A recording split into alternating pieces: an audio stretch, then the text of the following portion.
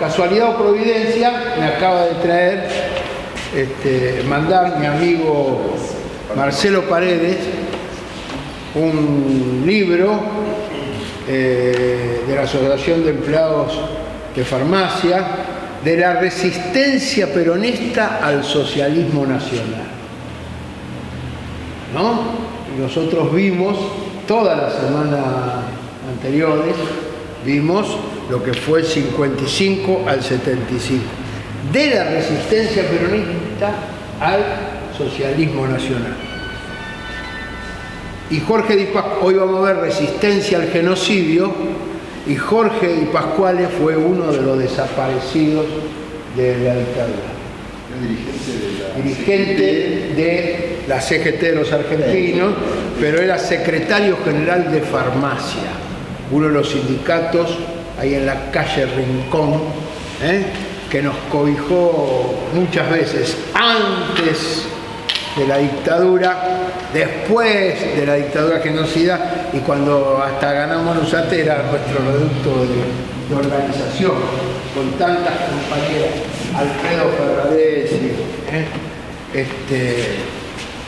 secretario general, Horacio Mujica, Carballeda, bueno, unos fenómenos.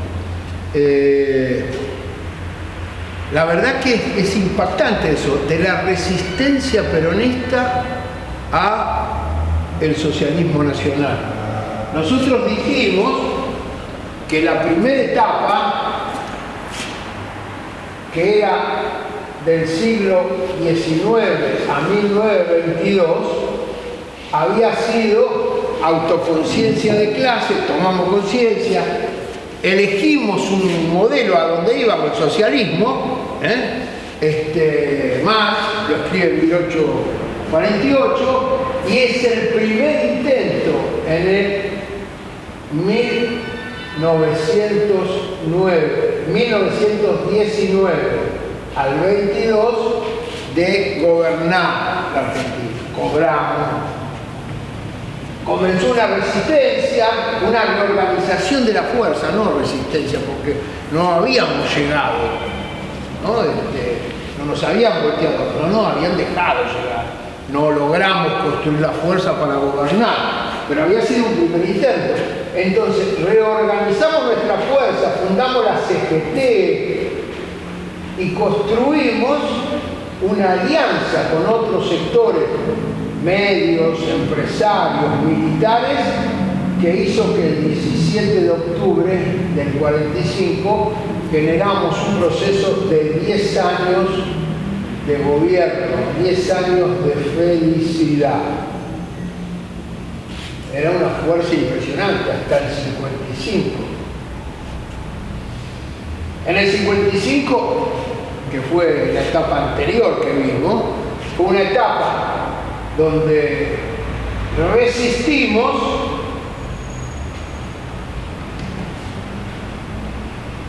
y construimos los programas de gobierno.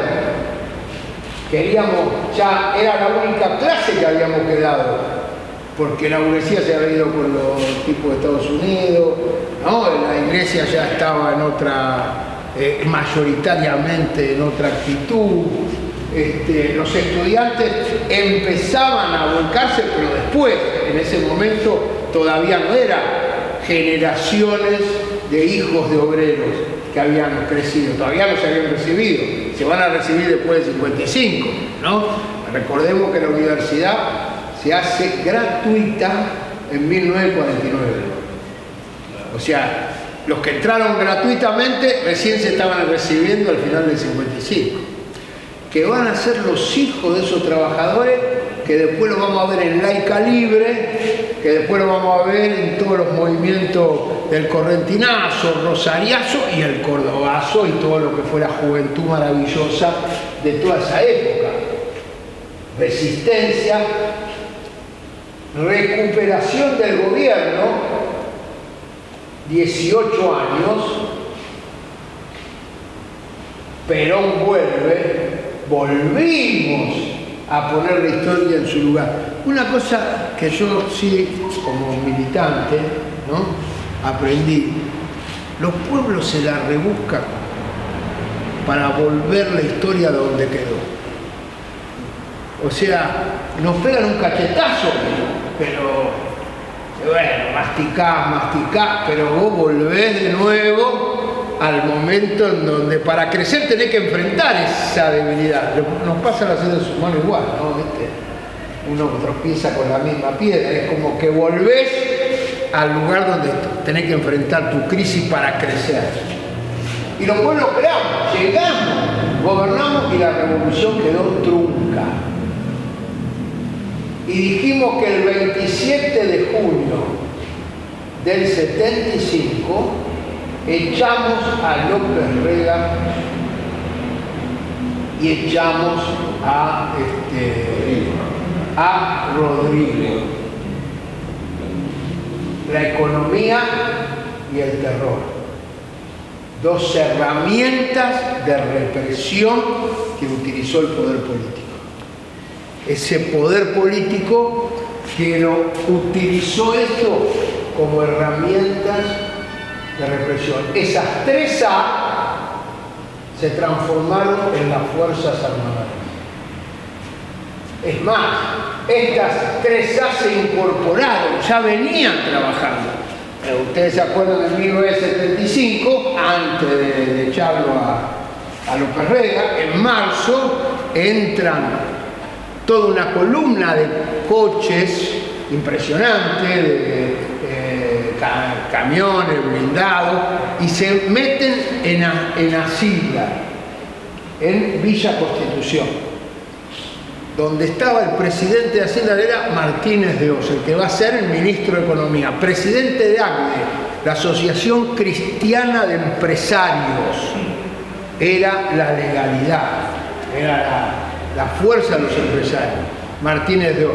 Y va a prestar la Hacienda, y en Hacienda se hace la primer ámbito de tortura, de represión, adentro de una fábrica, cosa que después va a pasar en la Ford, en Mercedes-Benz, ¿no?, en el Hospital Posadas, donde nuestros compañeros eran torturados, ahí en la casita donde descansaban las enfermeras y enfermeros, donde tenían de guardia, la casa del terror.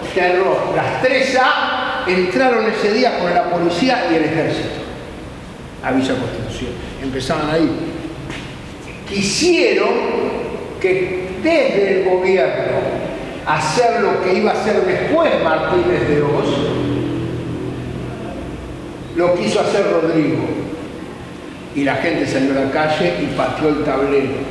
Lo hicimos con las coordinadoras de base, que eran fruto de toda esa experiencia histórica que habíamos venido construyendo del Gran Buenos Aires. La CGT también convocó a paro ese 27 de junio. El 27 de junio convoca a paro. Se rechaza lo que se firma en el Ministerio de Trabajo, y las paritarias suben y se va a Olivos, y en Olivos lo recibe Isabel Perón y Wimmer de Luz y Fuerza, habla en nombre de los trabajadores y expone que hay un proyecto general. Y a partir de ahí, esa CGT empieza una nueva etapa con un proyecto económico, político muy débil, porque había que pelear y tener. No pudimos, volteamos al gobierno, no permitimos que en nombre del peronismo se hiciera lo que después iba a hacer la dictadura, ni terror ni economía, pero no gobernamos nosotros. O sea, llegamos aquí y no gobernamos. Por eso es impactante esto, ¿no? Jorge Di Pasquale decía: de la resistencia peronista al socialismo nacional. Los compañeros que habían peleado ahí habían construido la resistencia, los programas, pero no llegaron a eso, ¿no?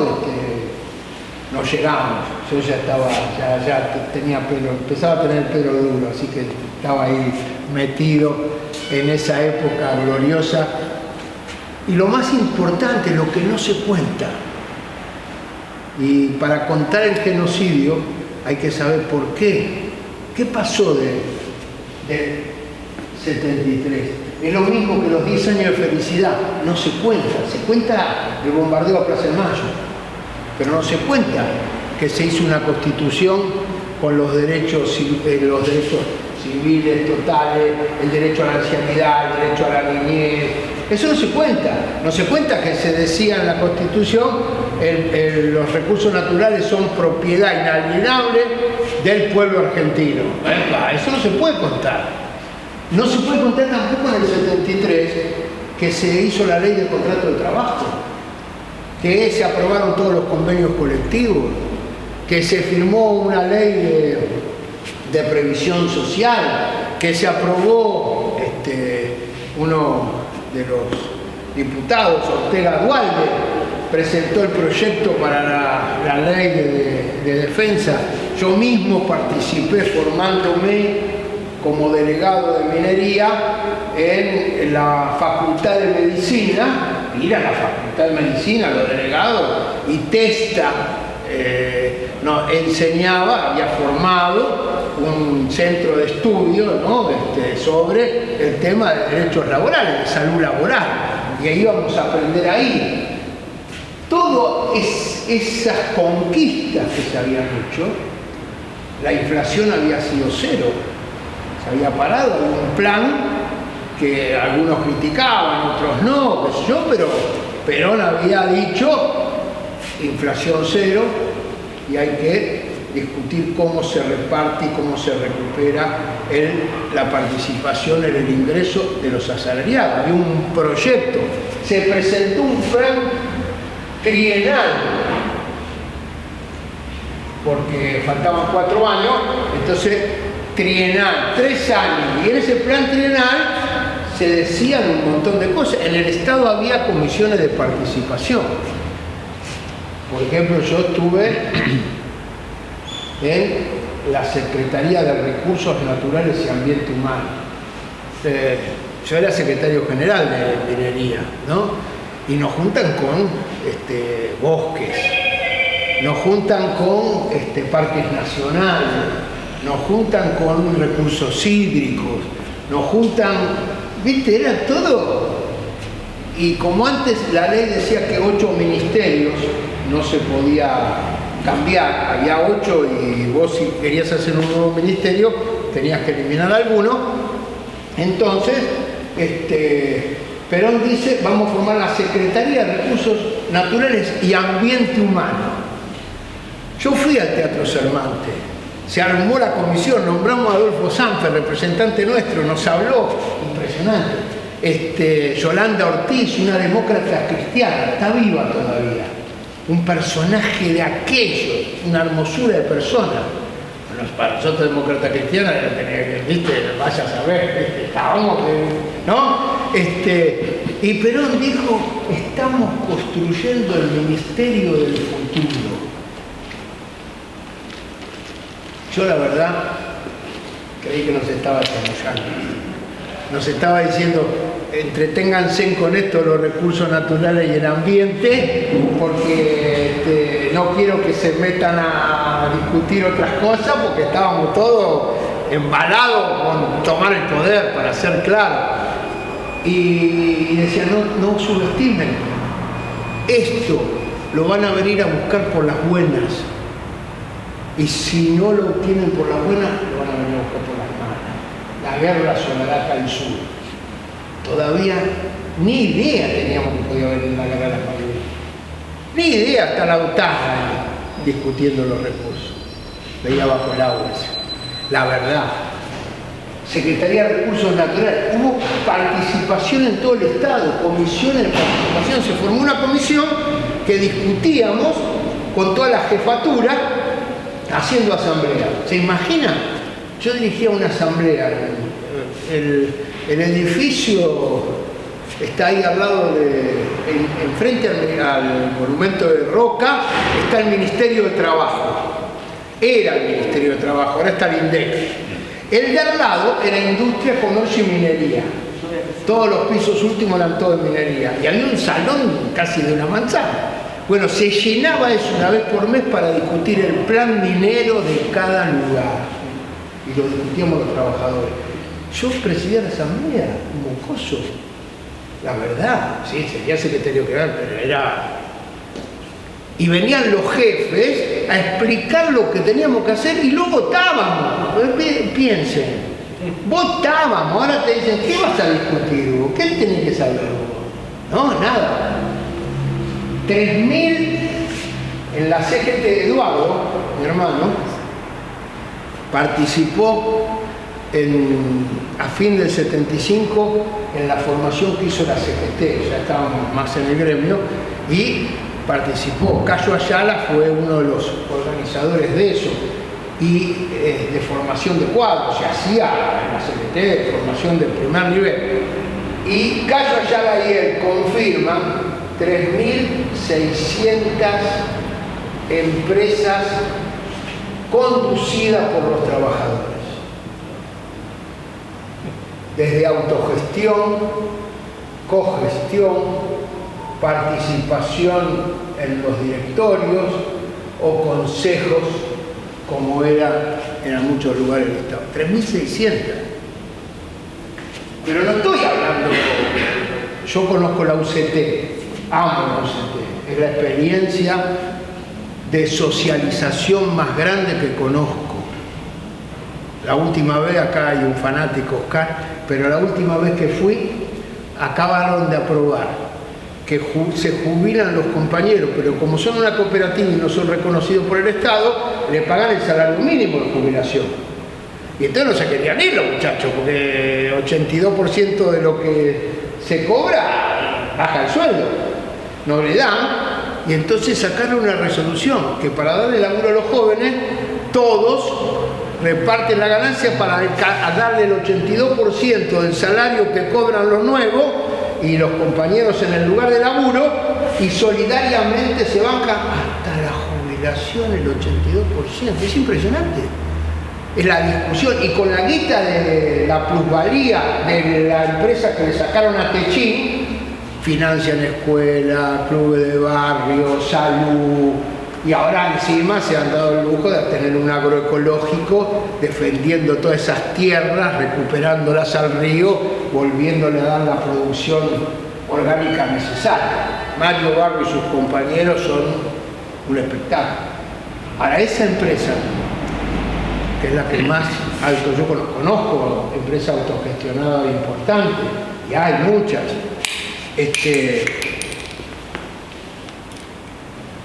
pero de estas 3.600 estaba Selva.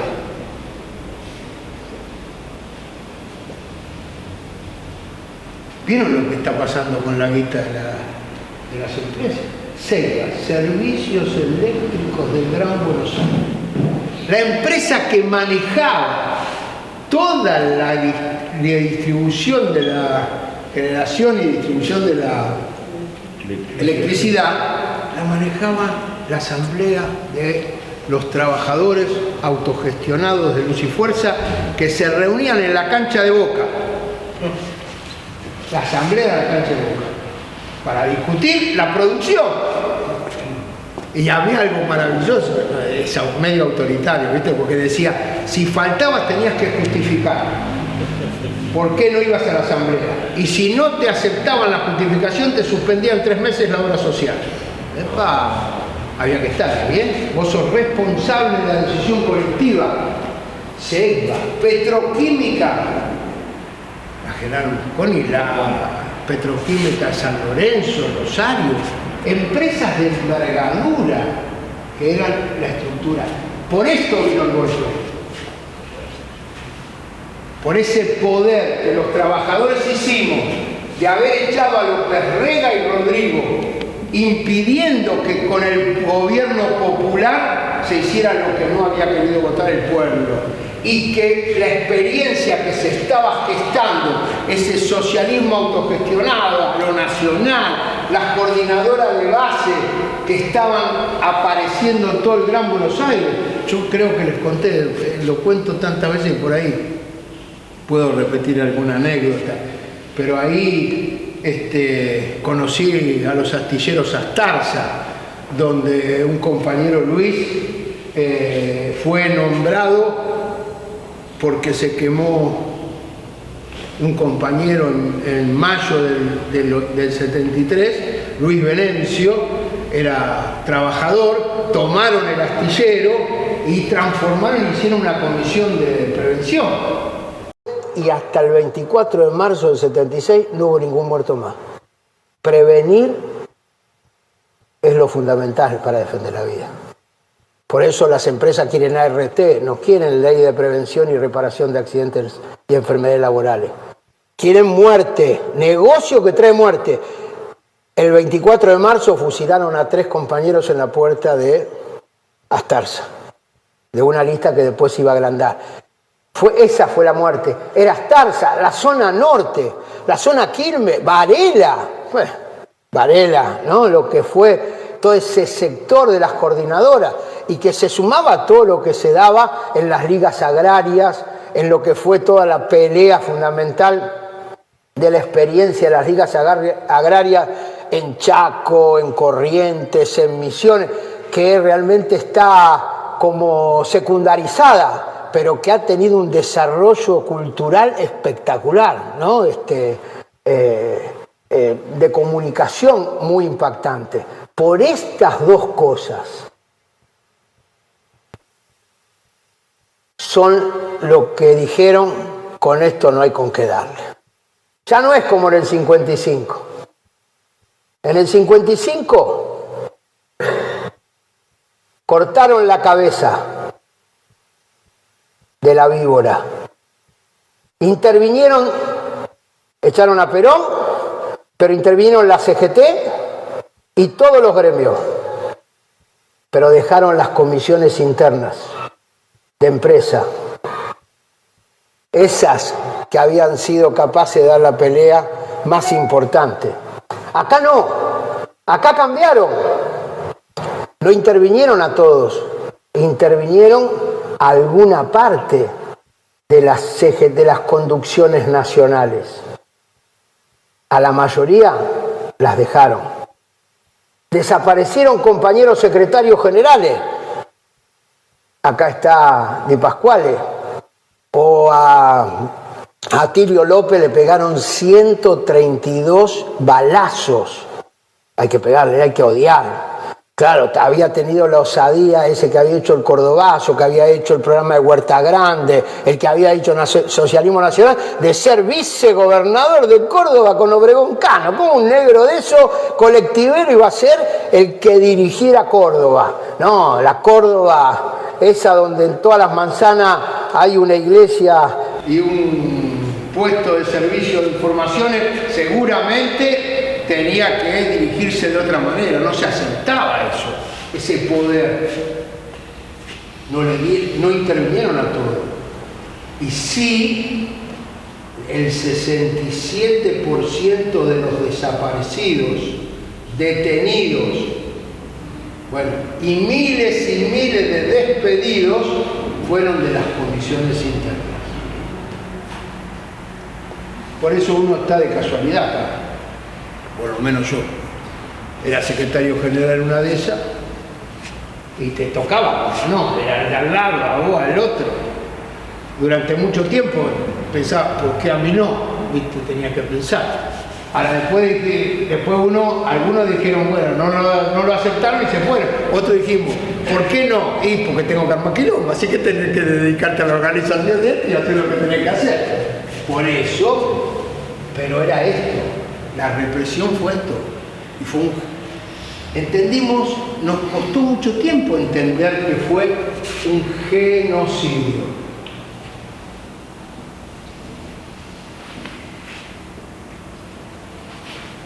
No es una dictadura más.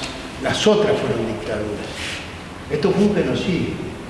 Fue una aplicación sistemática de un plan para exterminar a una clase, para exterminar a unos sectores sociales. Y a la clase trabajadora le aplicaron esa norma. Planificaron. Como planificaron a los estudiantes a la fuga, como a los empresarios nacionales, que los hubo, o las APIME. Nosotros éramos el movimiento obrero, esa CGT, con todas estas contradicciones. Cuando empezó, lo primero que se hizo fue pelear. Y yo, voy a ver si puedo hacer ahora sí un cronograma. Porque para mí lo del cronograma y la resistencia tiene que ver con entender esto. Con entender que hicieron un genocidio. Yo, sinceramente, ese día, 24 de marzo, perdonen que cuente cosas personales, pero la historia de los trabajadores es la historia de un trabajador. Y también tiene que ver, ¿no? Porque uno hace cosas sin darse cuenta. Yo escribí ese día, 24 de marzo, algo que hoy a veces lo leo y digo, ¿de dónde me salió? ¿De dónde me salió? Ese día nosotros nos quedábamos en el Consejo Directivo Nacional, 23 de marzo, y estaba Horvath, Quagliado, los dirigentes nuestros en el Ministerio de Trabajo. Se decía que iba a haber un golpe, pero estaban negociando. Vuelve Quagliado con Horvath y todo lo demás y se arregló todo, no hay ningún problema, vayan tranquilos, Lorenzo Miguel arregló todo, ya arreglaron, dejan todo, bueno, que esto que lo otro, están discutiendo quién sale, quién no va. Bueno, se levantó el pan, todo, porque todos estábamos a la espera ese 23, los que tienen mi edad saben. Así que nos fuimos con Luis Vila, un compañero que era de Sado, un flaco que nos había mucho muy compinche, vivíamos en Barraca los dos, y yo no me fui a dormir a mi casa, me fui a dormir a la casa de él. Fuimos ahí a tomar mate, nos quedamos, nos dormimos como a las 3 de la mañana, obviamente no sabíamos si íbamos, no sabía lo que iba a pasar. A las 6 de la mañana me despierto, escuchame, pusieron presa Isabel, están los milicos, hay que ver qué hacemos. ¿Y qué hacemos? Bueno, nos levantamos todo y yo me fui para minería, al sector de laburo. ¿A dónde vas a ir?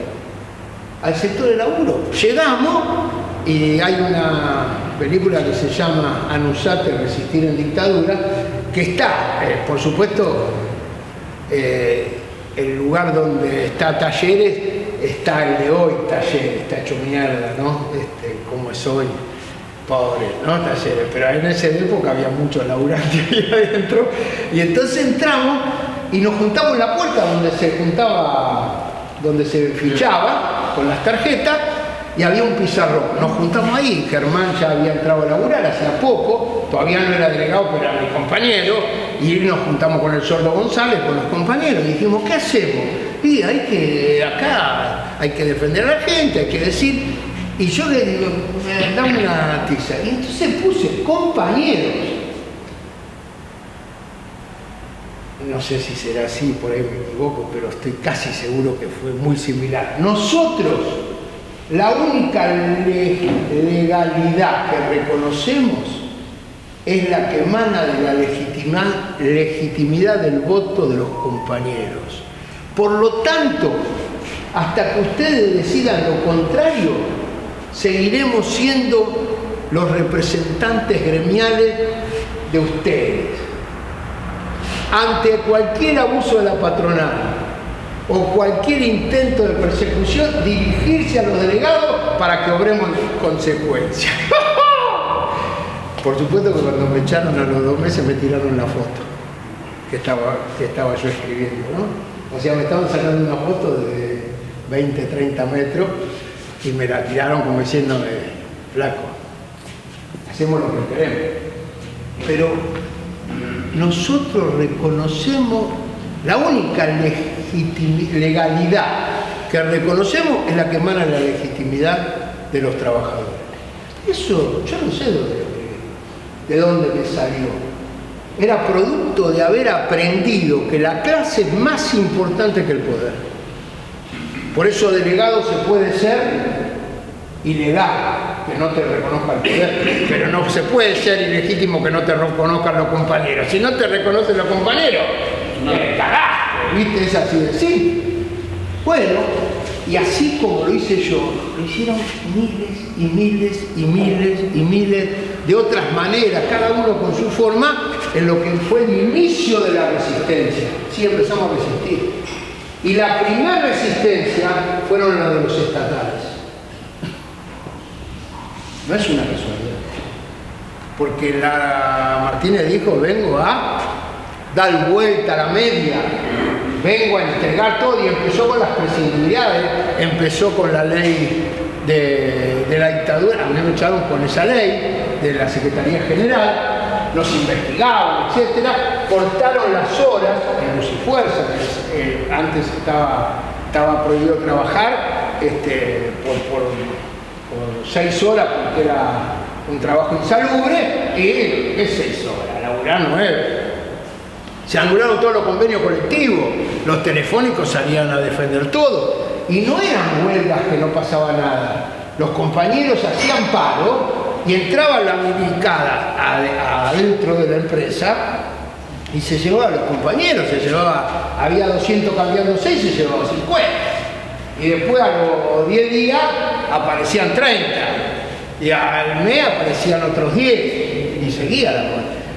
Ahora, no sabíamos bien las primeras luchas, por eso Smith, de Luz y Fuerza, es un primer desaparecido. Por eso el preso a Millán, que era telefónico. Por eso nuestro compañero Jorge Acedo, Smith, son los compañeros Contreras, son los que hacen el primer paro en el puesto de Rosario. Son los estatales, porque estaba claro que venían contra los privados. No estaba claro, porque además las empresas privadas estaban todas planteando que iban a dar guita y todo lo demás. Pero había quilombo. Cuando se venían a llevar a algún compañero en cana, sí había, como pasó en Mercedes-Benz, como pasó en Ford. Entraron a Ford y utilizaron el lugar de la empresa para hacer el primer centro de tortura. Todo esto no lo íbamos a conocer, sinceramente lo digo, lo íbamos a empezar a conocer, esto fue en 76, en el 77. Yo creo que el año de conciencia de que estábamos empezando a vivir un genocidio, algo diferente, fue en el 77. Porque todos pensábamos que te podía pasar algo, que te podían llevar, que podías hasta perder, ¿no? Pero disputábamos la legalidad. Era un tema, no te querías ir, te avisaban, mirá que te van a venir a matar. Y yo me quedo, ¿qué crees que hago? Voy a laburar. Había compañeros que se fueron, otros que se quedaron, otro era la legalidad, se disputó la legalidad, la clase obrera disputó la legalidad. ¿Por qué? Había que ir, a mí me tocó ser dirigente sindical hasta diciembre del 76 que me echaron, del gremio. Del laburo me echaron en mayo. Abril, fin de abril, pero del gremio seguía siendo dirigente. Jorban nos echó a fin de año en un congreso en La Falda, nos opusimos. Jorban jugaba, ya se desmanteló y empezó a jugar por la Marina, era de Jorban, ya autointervino el gremio y entonces nos echó ahí. Pero hasta ese momento nosotros teníamos que defender a los compañeros, íbamos a las reparticiones, los milicos te recibían con el fierro arriba de la mesa, vos ibas a discutir, juntábamos plata para los prescindidos, ¿no? En homenaje a Virginia, que había sido secretaria general del INDEC, la madre de mis hijos. Yo la conocí ahí y recuerdo que hicimos bonos para juntar guita para los prescindidos, y entonces eso sería agosto del 76, y entonces el capitán Máspero, ¿no? En el Ministerio de Economía laburaban ellos, el INDEC estaba ahí adentro. En el Ministerio de Economía, abajo, ¿viste? Se estaba juntando eso, y entonces el general ese llama a todos los jefes de la economía, en agosto del 76, y los caga a pedo a todos los jefes, y les muestra los bonos y dice: acá están financiando la subversión, y que si no me traen inmediatamente, yo vengo de chapalear barro en Tucumán, y si no me dice dónde están, los voy a echar a ustedes. Y bueno, pues piensen que estaban adentro del laburo, no los compañeros. Y ella me cuenta, porque lo conozco todo. Ella a la hora, tic, tic, lo van a ver a más, pero en general vienen a verlo. ¿Quiénes? Los que están vendiendo los bonos. Y claro, tenías que pelear la legalidad. O peleabas ahí o esa noche la secuestraban, a ese, a quien sea. La lucha por la legalidad es algo esencial, como ahora con la personería. No es una joda. Y si uno mira el movimiento obrero, la lucha por la legalidad es la masificación. La primera fue la lucha por la legalidad. Pero empezamos a darnos cuenta que estaba pasando algo más. Y empezamos a darnos cuenta que estaba habiendo desapariciones. Empezamos a ser conscientes del genocidio. En el 77, cuando nos echan del gremio, otro cuadro y sacan una agrupación a Nusate, y estuvimos un año, y en diciembre del 77 nos juntamos en Nazaret y formamos una agrupación. Éramos 24, 25. El día anterior secuestraron en la iglesia a las madres, a las que estaban organizando, las madres, una solicitada para denunciar las desapariciones, que después al otro día desaparecen a Villaflor y a las monjas francesas. En el mismo lugar, Nazaret. Nosotros no sabíamos que ellas estaban y ellas no sabían que nosotros vendíamos. Con Norita nos encontramos después de mucho tiempo a entender eso. Donde ellos sembraban la muerte sin darnos cuenta, nosotros paríamos la vida. Así fue el movimiento popular en la Argentina. Venían y reventaban y brotaba otra cosa. Como brotaba en todos lados. Como brotó en Ledesma, en Jujuy, que desaparecieron a todos los compañeros en la noche del apagón. La empresa les prestó todas las camionetas, se enfrentó con todo eso, y a pesar de todo, hoy está Blaquier, que no se puede zafar porque está acusado de genocida. Le dice que está medio pirucho, viste, con eso no lo quieren juzgar, pero es un colmo. Y eso pasaba en esta época. Empezamos a ser conscientes de lo que estaba sucediendo, el genocidio planificado. Es más, en el 76, la intervenida CGT convoca a todos los gremios que no estaban intervenidos. Yo dije que era el 70% de los gremios. Hicieron 4 comisiones. Lo que yo estoy contando tiene un sentido, aguántenme un cachito, ¿no? 4 comisiones. Formó 4 comisiones y eligió 5 coordinadores de cada comisión. Y cuando llegó Ginebra, junio, la OIT, como ahora, estamos en la OIT, los milicos querían ir ahí y decir que no pasaba nada. Entonces le dijeron a estos 5, hay que ir a Ginebra a hablar, que no pasa nada. Y estos forros fueron. Entre esos fue Jorge. Por eso nosotros armamos quilombo en el Congreso de Córdoba. Lo desconocimos. Antes le daba reconocimiento al peronismo, ahora va y dice que no pasa nada en la Argentina. 5 son 4 comisiones de 20. Eso fue a Ginebra. En el 77 empezamos a darnos cuenta de todo este quilombo y empezamos a dar la pelea. Y el sindicalismo internacional empezó a denunciar. empezó a hacer campaña. Carlos Custer, el que ustedes vieron acá, era dirigente internacional y trajo a las 3 delegaciones internacionales a visitar a los presos y a pedir. Se empezaba a hablar de los desaparecidos.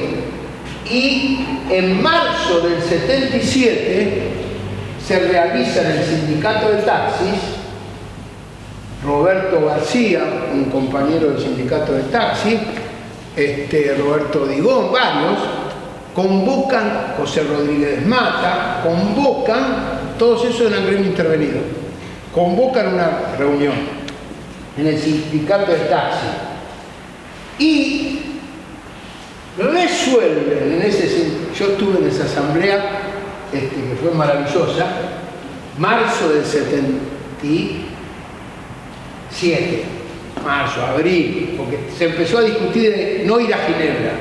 Y entonces se hace la comisión. Y ahí aparece que los dirigentes dicen, no tenemos que reconocer la legalidad del gobierno. Por lo tanto, los secretarios generales de los sindicatos son los que eran al 24 de marzo del 76. Eso fue la legalidad. Y se armó una nueva comisión con los intervenidos, porque esto estaba. Y de ahí salieron 5.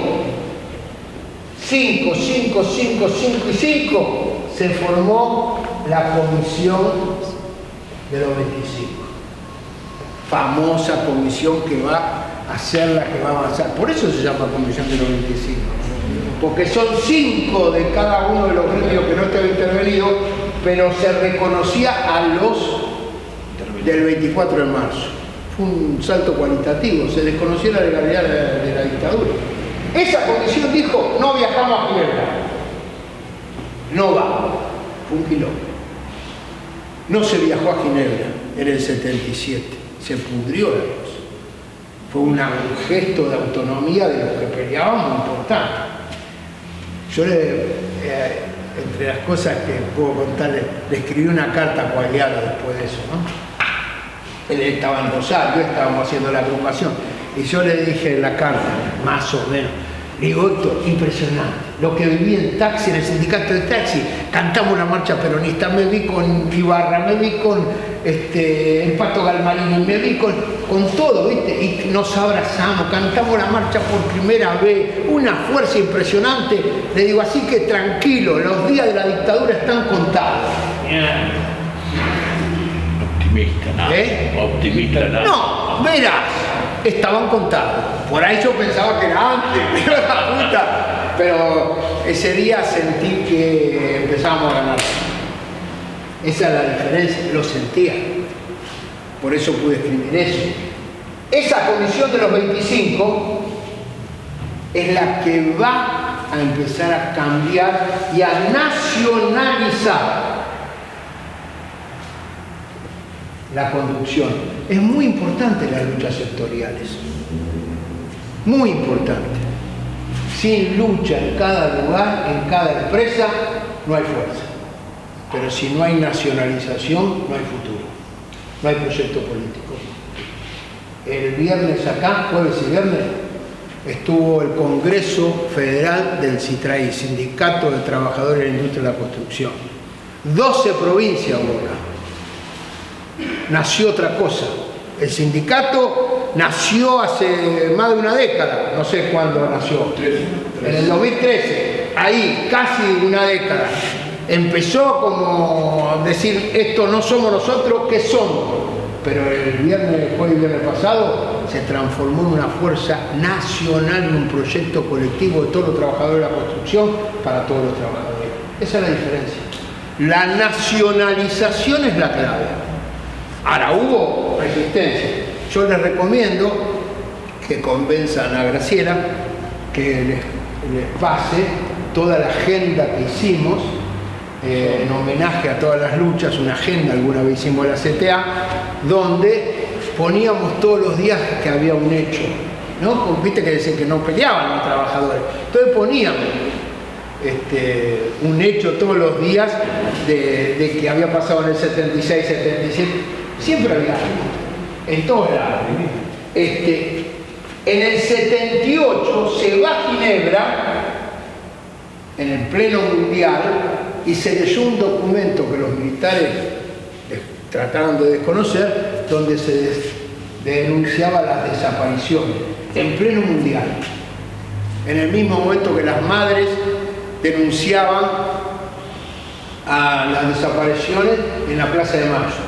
En el mismo momento que en la cancha de fútbol era chiflado Henry Kissinger y todo lo demás. En el mismo momento que es cierto el fútbol, eso es no vamos a discutir esto hoy, pero evidentemente en el 78 ya empezaba con esta perspectiva un cambio, empezaba a haber una nacionalización. No por casualidad, la mayoría de las luchas fueron acá, sectoriales, 76.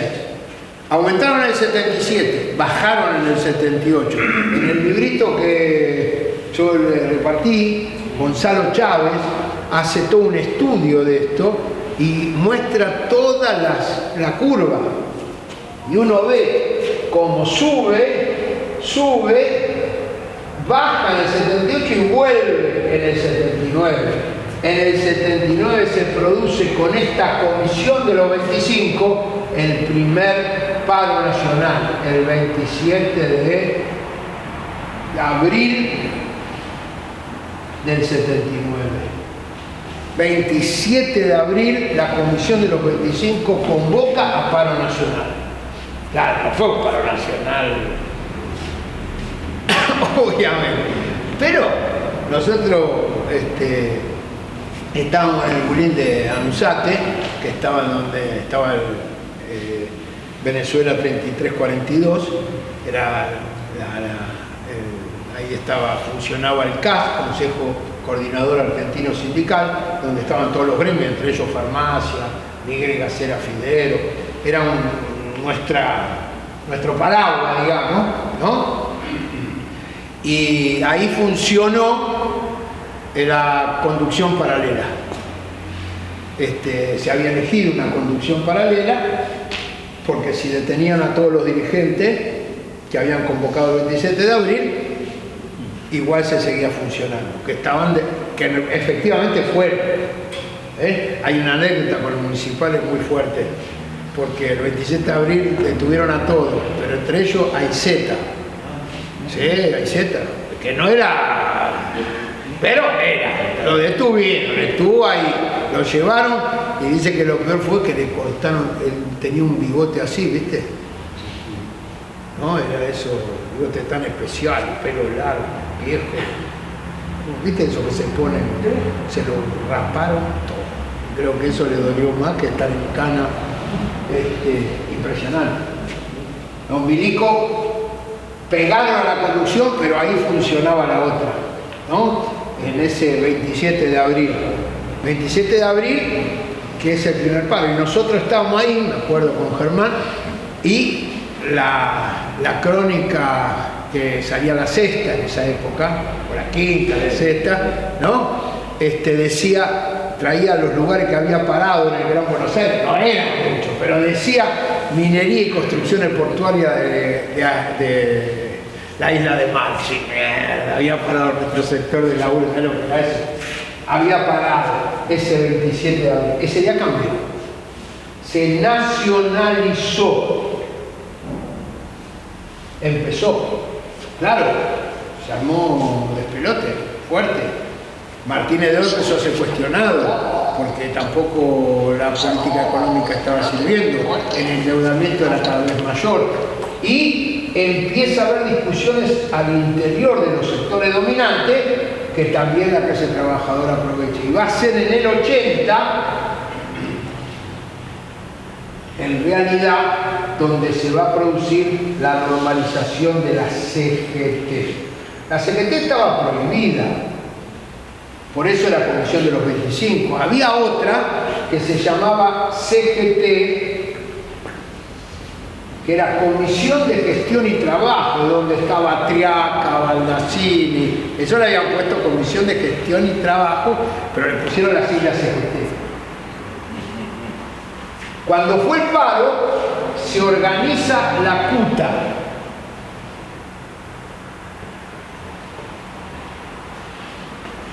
Confederación Única de los Trabajadores Argentinos.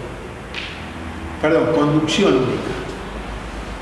Conducción Única de los Trabajadores Argentinos.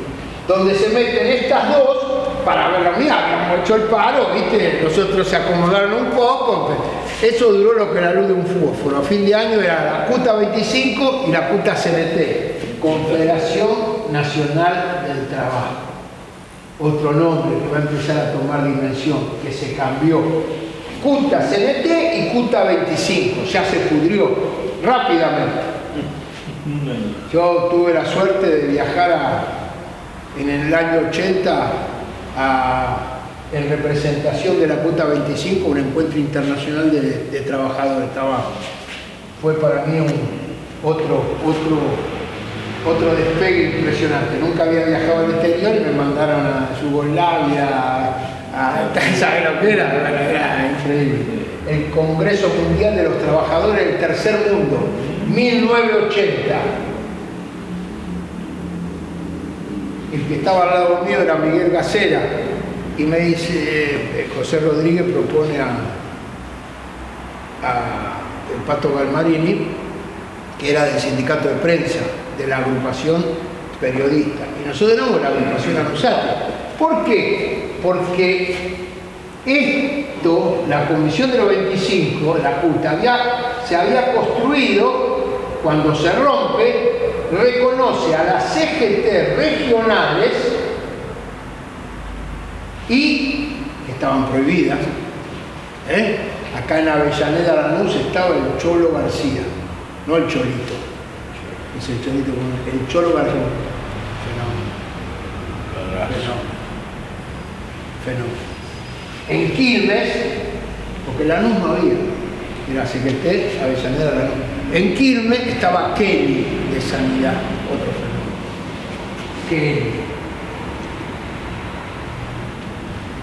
La pelea se daba en todas formas de la resistencia, de la manera inimaginable. Ustedes tienen que abrirse a eso, a pensar. El pueblo, uno se sorprende. Hace pocos días yo recuperé que hace 4 años fallecía Farinello, ¿no? Luis Farinello, que para nosotros era un fenómeno, personal y políticamente. ¿Cuándo lo conocí yo, Farinello? En el 78. Que la CGT de Quilmes. Se estaban empezando, era un cachetazo porque estaba prohibido decir CGT. Por eso era la Comisión de los 25, CNT, ¿se entiende? Estaba prohibido. La CGT regional dijeron, nosotros somos regionales, y se empezaron a organizar. Va a venir el martes que viene, Cacho Mengarelli, compañero nuestro, fundador de ANUSATE, pero secretario general de la CGT de Villa María en ese momento, regional. Empezó a hacer una falta. La otra parte fueron las agrupaciones gremiales peronistas, que éramos los gremios que estábamos intervenidos por los malandras y por los militares, no por los militares directamente, sino por los dirigentes, y nosotros éramos la conducción en la resistencia, las agrupaciones. Yo era secretario general de ANUSATE, Agrupación Nacional de Solidaridad de ATE, y en ese contexto representaba ahí en las agrupaciones, el Pato Galmarini igual. Por eso cuando la CUTA 25 en el 80 hace un encuentro y se dice, bueno, hay que ir a Yugoslavia, yo ni sabía dónde quedaba, pero pero además, no sé. Y estábamos en la reunión en el sindicato de tabaco y José Rodríguez dice, yo propongo que vaya a Galmarini. Y Miguel Gacera dice, yo propongo que vaya a Víctor. Yo hacía poco que había dejado de estar laburando en el kiosco de diario, ¿no? Estaba ya metido a full en la formación y todo. Y yo digo, Miguel, yo no tengo ni pasaporte. Digo, yo no viajé nunca, ¿qué voy a hacer? Me dijo, bajito, viejo, callate porque este va a ser el viaje de tu vida. Y yo, la verdad, te agradezco. conocí a todos los dirigentes más importantes del mundo en 4 días en Yugoslavia. Al primer tipo que vi, lo vimos en la escalera, fue a Carrillo, de España. Cuando lo saludé, le di la mano y digo, pero usted es un héroe mío, 50 años preso, es el tipo que más años preso estuvo en la historia, secretario general de Comisiones Obreras de España, un ídolo total. Vi a todos ahí, escuché las discusiones que venían, aprendimos cualquier cantidad. Me convencí de que nos mandaron a nosotros, porque como era Yugoslavia, detrás de la cortina, mejor que lo mandemos a esto, ¿viste? Pero, si pasa algo. ¿Viste? Si pasa algo. ¿Cuándo para que tengamos dimensión del poder de los trabajadores? 1980 era el Congreso Mundial de los Trabajadores no alineados para discutir los problemas del desarrollo. Cada 7 años, 1973 a 1980, en 1973, Juan Domingo Perón se incorpora de nuevo a los, no de nuevo, porque nunca había estado, se incorpora a los países no alineados. Esa era la concepción. Se hace en Argelia el encuentro. Es una definición. La CGT, todo el movimiento obrero va. Ese movimiento obrero mundial que discutía cómo cambiaba el mundo, convoca a 7 años después, 1980, al Congreso de los Trabajadores por los problemas del desarrollo. A definir qué mundo quería. Mierda, se tiraban con los libros. Yo me senté ahí arriba en las gradas de la última y estuve 4 días con Omicron, no entendía ningún idioma, ¿viste? Tenía que... Pero impresionante. Hay un libro de eso, no estoy mintiendo. Lo publicaron y se publicaba y se hacía discurso a toda Eurovisión en la otra conferencia pública, y esa era conferencia privada. 4 días duró. Impresionante. 1980, 73 entramos en los no alineados y planificaban el mundo que venía. Claro, ¿cómo no iban a creer que íbamos a ganar? Era así. Ahora ellos estaban convencidos que nos tenían que cambiar y evidentemente nos seguían pegando a la Argentina. Fue muy importante eso. 1980, frente a la defección de la CNT y jugado como estábamos, Ubaldini y estas 3 cosas, los 25, las agrupaciones y las CGT regionales, hicimos un congreso y se constituyó la CGT, que va a ser llamada Brasil. La CGT Brasil se llama Brasil porque está en la calle Brasil. Los otros cambiaron el nombre y se pusieron CGT Azopardo porque está en la calle Azopardo. Es así de simple. Nada de otra cosa. Y Saúl Ubaldini fue electo secretario general. Fue un desafío a los militares. Ya Martínez de hoy entraba en crisis. Empezaba a haber dificultades. Y se larga la primera movilización ahí a San Cayetano, que es la marcha San Cayetano, que es la primera confrontación ya pública en las calles con la policía. No fue una confrontación, fue más bien un topechazo, quilombo, ¿no? Discutimos, bueno, no sé si fuiste, supongo que por ahí fuiste. Nosotros fuimos acá con Germán a la mañana y tenía un Citroën en esa época, nos fuimos ahí cerca de la cancha de Vélez Sarsfield, y de la cancha de Vélez Sarsfield íbamos a San Cayetano. Fue en todo el país, no fue nada más que acá. En todo el país hubo movilizaciones. Es más, nos mataron a Benedicto Ortiz en Mendoza. Es un mártir de ese día. No es que es acá San Cayetano, fue en el país. Se salió a la calle la CGT Brasil. Y a partir de ese día, que fue como basta, ¿no? Ya no era el tema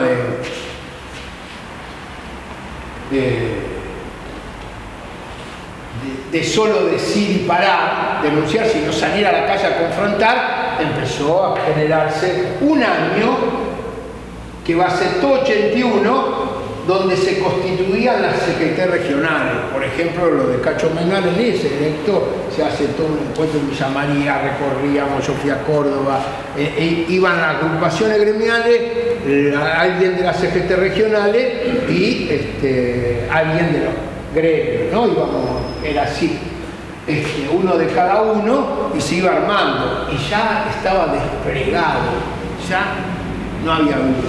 En 1980 se va a producir algo muy importante después de la formación de esto, que es el reconocimiento de Adolfo Pérez Esquivel como Premio Nobel de la Paz.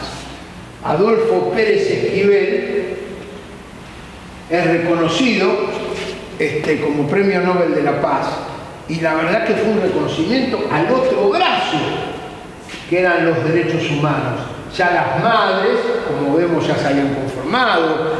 No es que no había organismo de derechos humanos. La Liga de los Derechos del Hombre se formó en 1930, o sea que es una histórica organización de trabajadores de derechos humanos. La Asamblea Permanente de los Derechos Humanos se organizó antes del 76, 75 se empezó a organizar, se veía. Las madres fueron Madres de Plaza de Mayo, MPN, no voy a comparar siglas, pero se llaman Madres de Plaza de Mayo. Empezaron a reunirse y a pelear por sus hijos desaparecidos. Las abuelas va a ser después, porque son doblemente madres, primero peleando contra la desaparición de sus hijas, aparición con vida, hasta que empiezan a pelear por la vida de sus nietos, y transforma esa lucha en otras cosas que la va a transformar en una organización distinta, con mucha de aportes más que de resistencia y contra la impunidad por la vida. Y es un tema muy importante. Esas organizaciones, esos familiares, la Liga de Familiares de Desaparecidos, se forman varias organizaciones, no es que no existían, pero reconocer al Premio Nobel de la Paz Adolfo fue como decir, esto es muy fuerte. Además, esto fue en 80, veníamos de que en 1979, cuando sale campeón el juvenil en Europa, ¿no? En Europa, en Asia, en Japón, ¿no? En ese mismo tiempo, después del paro del 27 de abril del 79, empiezan a pedir, por el cambio de gobierno en Estados Unidos, una misión de la OEA. Y viene la OEA y empieza a tomar declaraciones en la Avenida de Mayo. La verdad que siempre todo el fútbol es impresionante, porque sí es cierto que algunos cuando salió campeón pasaban por ahí y nos puteaban, ¿no? Y demás. Yo aclaro que me levantaba a las 3 de la mañana para ver cómo salíamos campeón, así que no tengo ninguna culpa. Y después me paraba en la fila para defender a los que iban a declarar.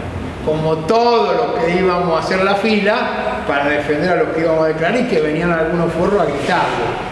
Pero nosotros no sabíamos dónde teníamos que estar. Pero ahí la misión de la OEA es un dato relevante de la desaparición, que hace que Adolfo Pérez Esquivel sea reconocido como Premio Nobel de la Paz. Con lo cual ese brazo se esparte con el otro brazo del movimiento obrero, los dos brazos, que evidentemente derrocamos a la dictadura. Durante mucho tiempo hubo confrontaciones ahí.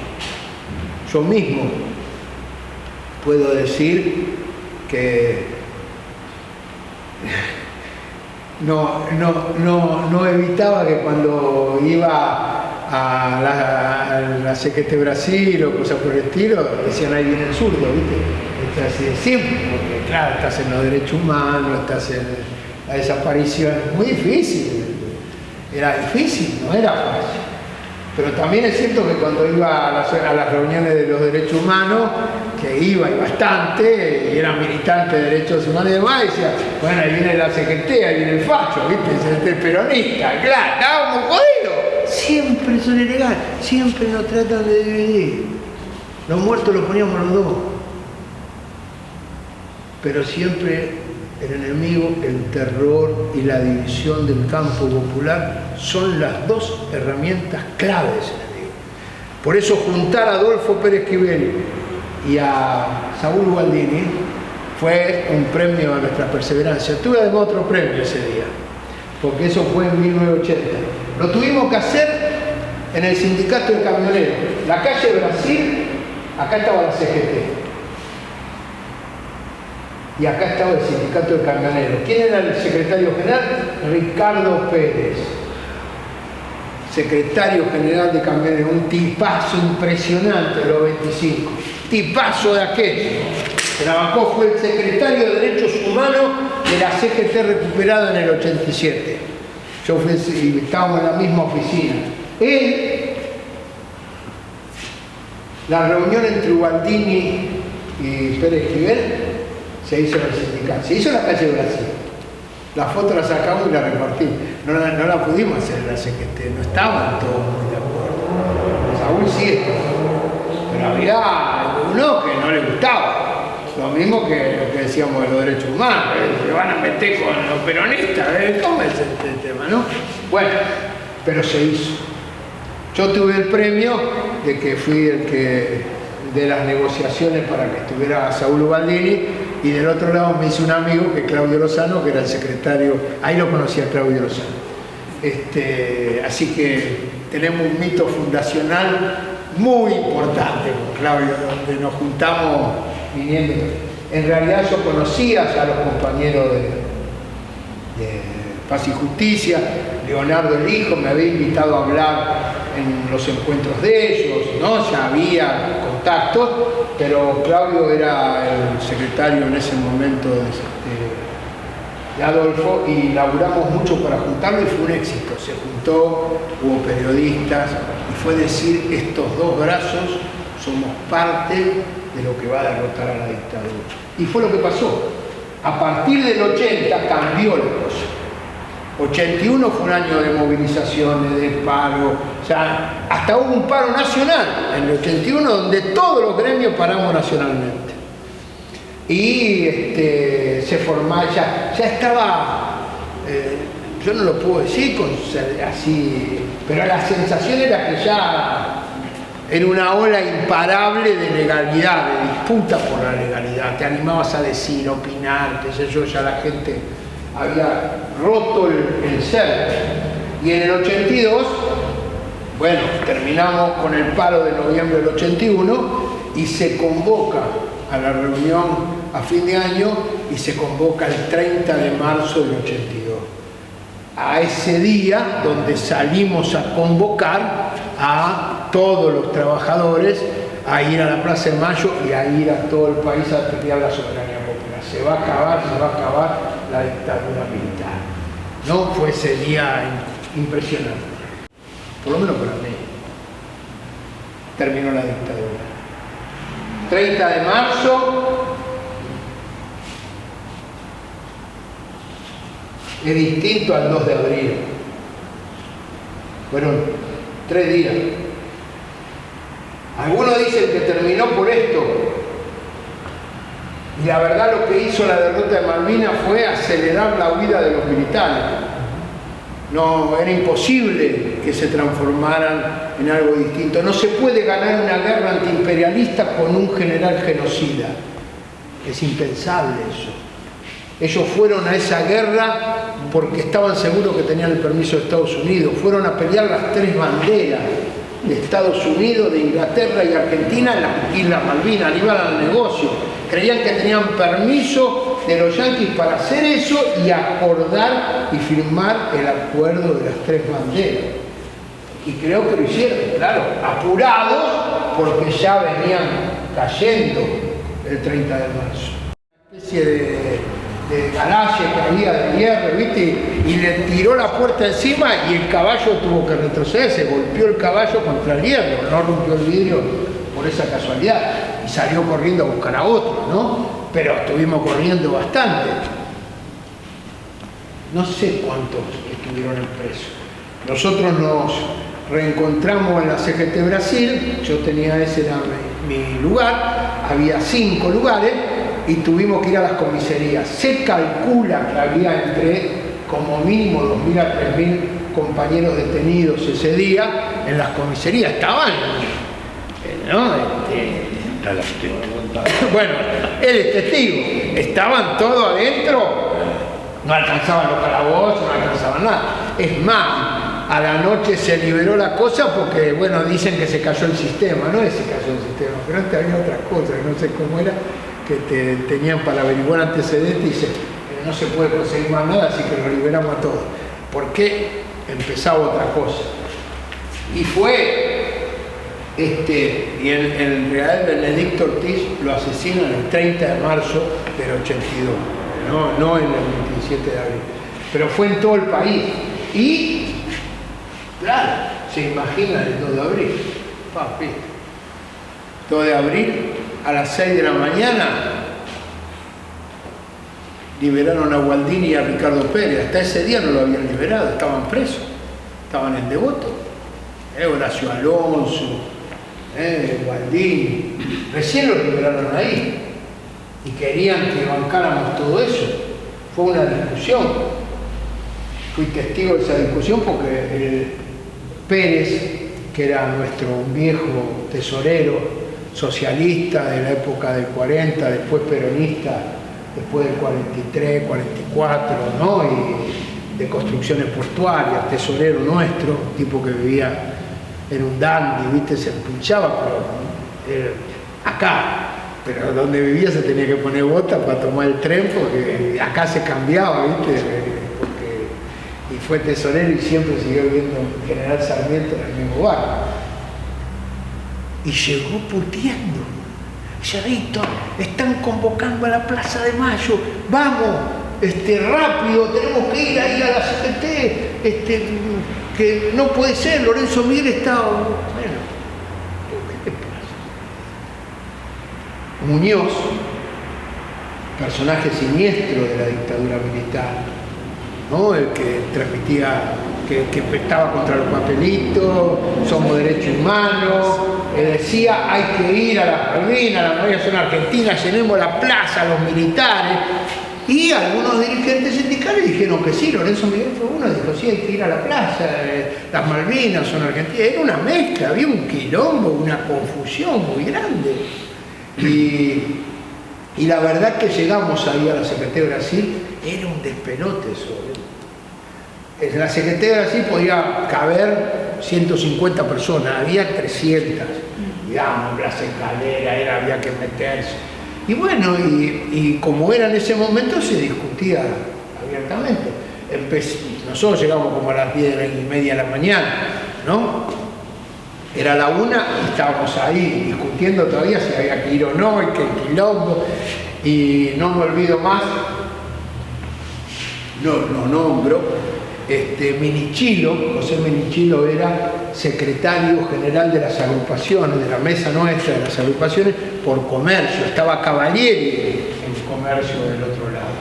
Y él era, Cavalieri sigue estando, ¿no? Sigue estando, igual que Baldassini, qué bárbaro, ¿no? Esa es la herencia de la dictadura. Cambiaron la esencia del sindicalismo, por eso ya no son más los burócratas. El genocidio transformó a los sindicalistas de ese sector no solo en burócratas, no es la democracia, es algo más, son empresarios, viven como empresarios, piensan como empresarios y se transformaron en empresarios, son socios de esto. Por eso esa estructura no da más jugo, por algo nos tuvimos que ir. No sé cuál será el futuro, es otra cosa, pero eso no es. Eso, la dictadura no nos subestimó a nosotros. Lo vio y dijo hay que inventar algo, hay que parar esta fuerza de los trabajadores. Y de ahí creó ese sindicalismo. Entonces, Minichilo, que de las agrupaciones salomónico, un fenómeno, Minichilo. Menos mal, gracias, Luis. Se paró y dijo, Lorenzo, que era muy lorencista, muy amigo, ¿no? De la noche, todas esas cosas. Lorenzo, hagamos una cosa. Vayamos a la plaza, mandemos 2 coches. Si la plaza está llena, vamos. Si la plaza no hay nadie, no vamos. Y listo. Lo más grande que hicimos eso. Mandaron 2 coches. Ustedes dirán que es oportunismo. No, es luz. Para mí fue luz. Porque evidentemente fuimos, yo no fui, pero fueron 2 coches. Y en la plaza, antes no había reja. La plaza de Mayo llegaba hasta la puerta de la Casa de Gobierno. Entonces había gente ahí adelante, me estaba diciendo. Había gente que miraba, milico, botones, ¿viste? Cahuete, alguna gente que por ahí quería saber, qué sé yo, pero no había las masas. ¿Qué iban ahí? No podíamos ir, lo venían de reprimir. La desconfianza era total. Eso era el 2 de abril. Recién habían liberado a Valdivia. Pues, por suerte vinieron y dijeron, no hay nadie. Así que se levantó la reunión y fue un carajo, fue feliz. Ahora sí se llenó la plaza el 10 de abril. Termino con esto. El 10 de abril se llenó la plaza. Sí, el 10 de abril sí. El 10 de abril ya habían pasado 10 días. Ya el Principito venía con la fuerza de la OTAN. En las Malvinas estaban los soldados. Compañero Alonso, Ernesto Alonso, fue convocado hoy desde el CECIN, del Centro de Excombatientes, que denuncia a los genocidas que torturaban en Malvinas, que es el compañero que lo convocaron en La Plata para reprimir el 30 de marzo. Lo convocan a los Corimba para reprimir el 30 de marzo en La Plata. Los dejan adentro, termina el 30 de marzo, ellos creen que se van, los suban a los camiones y se los llevan para Malvinas y terminan así en la Malvinas, no tenían ni idea cómo les pasó a todos esos pibes. Y esos fueron los verdaderos héroes de Malvinas. Esos sí estaban allá y ya la gente estaba. Y además es cierto que somos. ¿Cómo no vamos a defender las Malvinas si son argentinas? ¿Y cómo no nos van a defender toda Latinoamérica? Fue impresionante la solidaridad de toda Latinoamérica. A veces uno duda, ¿no? Pero Cuba, Venezuela, Brasil, Perú, Uruguay, todos lados, salvo Chile, que era, no los chilenos, porque hoy el presidente de Chile dice una cosa es Pinochet y otra cosa somos nosotros, las Malvinas son argentinas, es una diferencia total. Latinoamérica estaba todo con nosotros. ¿Qué hacía que los pueblos se juntaran? Ahora del otro lado los Estados Unidos, con toda la OTAN, con Inglaterra, la madre patria España no estaba acá con nosotros, ¿eh? La Italia tampoco, estaban todos allá en la OTAN, como están ahora, como defienden la base de la OTAN, que están en Malvinas. Era la guerra de las galaxias, le decían en ese momento. Las Azores, las Islas Malvinas, ¿no? La Isla del Cabo. Era tener todo el Atlántico Sur. Estaban en ese periodo de confrontación. Acá se dio una pelea de los pueblos. Los que tuvieron lo nuestro fueron los latinoamericanos. Y ese 10 de abril, termino con esto, porque ese día me di cuenta que habíamos ganado y era impresionante, porque yo fui a la plaza el 10 de abril. Virginia, mi compañera, me insistió mucho y fuimos. Llevaba a Lucía, a mi hija tenía 5 años. Y fui a regañadientes, la verdad, muy mal, pero había muchas discusiones en nosotros, porque había que ir a defender la cosa, ¿viste? Y era defender al pueblo. Bueno, cuando yo llegué, nos llegamos y nos pusimos delante del Cabildo, pisando la plaza. Yo tenía a Lucía así arriba de Cococho y la plaza estaba reventada. Y llega Jay, el ministro de Estados Unidos. Parece que vos estuviste ahí ese día. No. Ah, bueno. Llega Jay. No, como hacías así. Pero la viste. Venía Jay. ¿no? Estaba llegando el helicóptero. La chiflatina fue enorme de la plaza. Vos siento. Sí. Entonces la chiflatina fue enorme de la plaza. Impresionante. Ya es. Bueno, parece que tenía razón Virginia, ¿viste? Pero, y ahí es cuando sale Galtieri. Galtieri sale por eso, para pagar la silbatina. Y dice, bueno, qué sé yo, no sé qué dijo, qué sé yo, y termina diciéndole, decir, si el Principito quiere venir, que venga, que lo vamos a estar esperando, bum, bum, bum. Y la plaza fue una ovación impresionante. Y yo la verdad, debo confesar que agarré a mi hija, me di vuelta y dije, vamos a la mierda. Y empecé a caminar, porque me quería ir. Era muy difícil soportar eso. Y el pueblo con una capacidad impresionante, en 5 segundos, no sé cuánto duró, 30 segundos, que Galtieri envalentonado dijo, yo como presidente de los argentinos, y la chiflatina fue impresionante. Y me di vuelta porque empezaron a cantar Borón, bombón, borón, bombón, esta plaza es de Perón. Mierda. No lo podían vencer. Ni con genocidio lo vencieron y no nos van a vencer.